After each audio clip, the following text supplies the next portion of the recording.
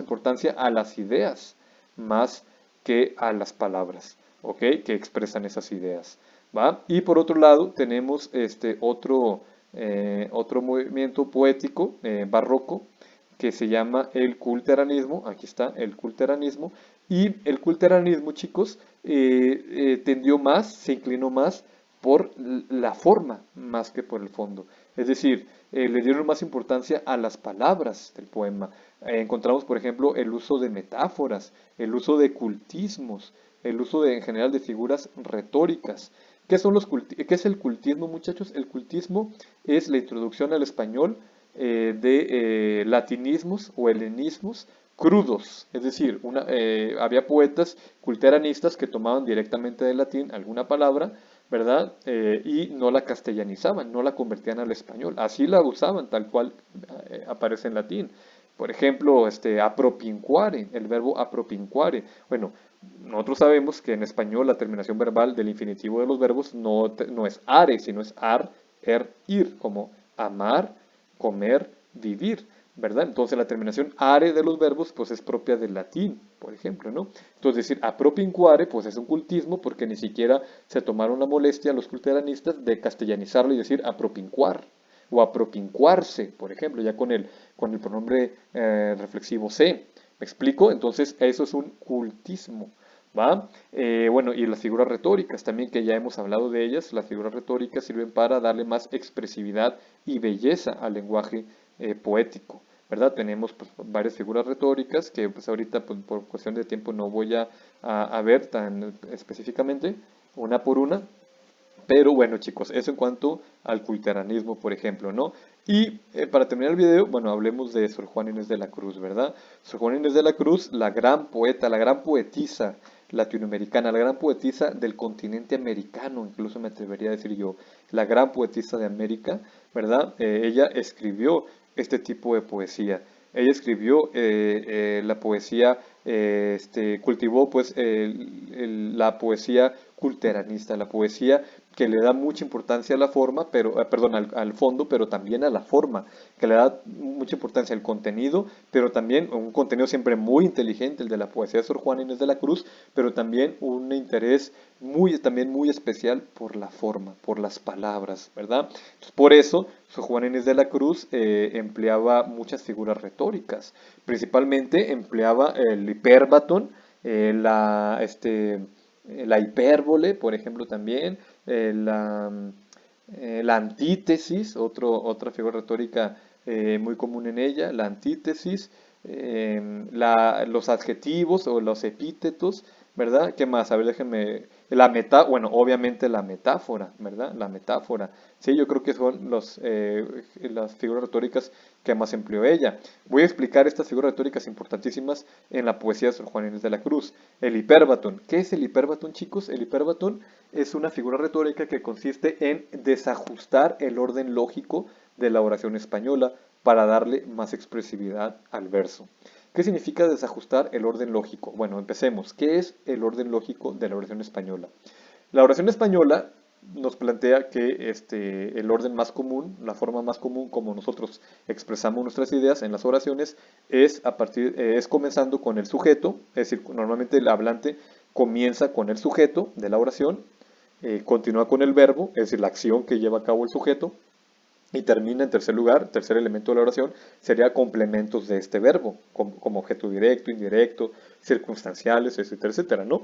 Entonces, esto se le conoce como el orden lógico, la estructura lógica de la oración española, sujeto, verbo y complemento.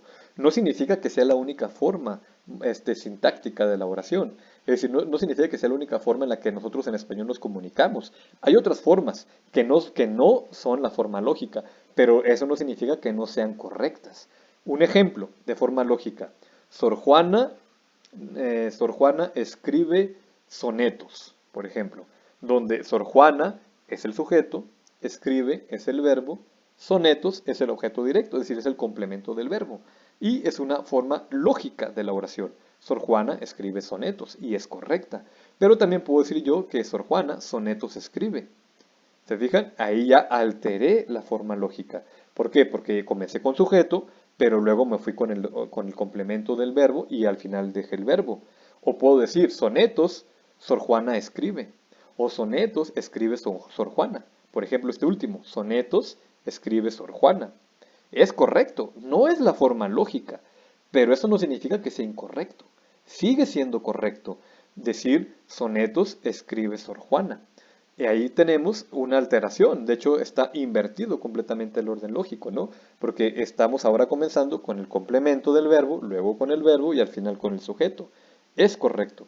Entonces, el hiperbatón, pues chicos, es la alteración. Ahora bien, ¿qué va a hacer Sor Juana Inés de la Cruz? ¿Cómo va a utilizar el hiperbatón en sus poemas? De una manera mucho más compleja. Yo les di ejemplos muy sencillos. Sor Juana no se limita a ejemplos sencillos de hiperbatón. Sor Juana emplea hiperbatos, es el plural de hiperbatón, hiperbatos. Sor Juana emplea hiperbatos complejos. ¿Ah? Complejos. Utiliza, bueno, pues no se diga la metáfora, la hipérbole. ¿Qué es la hipérbole? La hipérbole es la exageración. ¿Va? Y también utiliza la antítesis. La antítesis es la contrastación de ideas, de argumentos. ¿Va? Ella está continuamente contrastando sentimientos, ideas, y esto también por influencia de la poetisa Safo de Mitilene, que fue una gran influencia para Sor Juana Inés de la Cruz. Nosotros ya en semanas anteriores estudiamos a la poetisa Safo, ¿se acuerdan? La poetisa griega de la isla de Lesbos. Entonces, Sor Juana la leyó los clásicos, leyó a Safo, entre otros clásicos, y se inspiró mucho en ella, ¿verdad? Se dejó influir mucho por la poesía de Safo en los temas y en cuanto a los temas y en cuanto a la estructura, es decir, en cuanto al fondo como a la forma.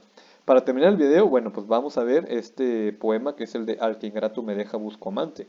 Y nada más voy a leerles el primer cuarteto, la primera estrofa, que se compone, es un cuarteto, es decir, se compone de 4 versos, ¿no?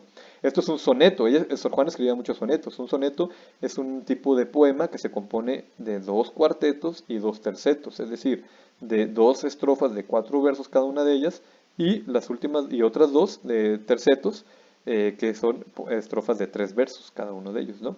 Es un soneto. Entonces voy a leer nada más la primera estrofa, el primer cuarteto. Dice, al que ingrato me deja, busco amante.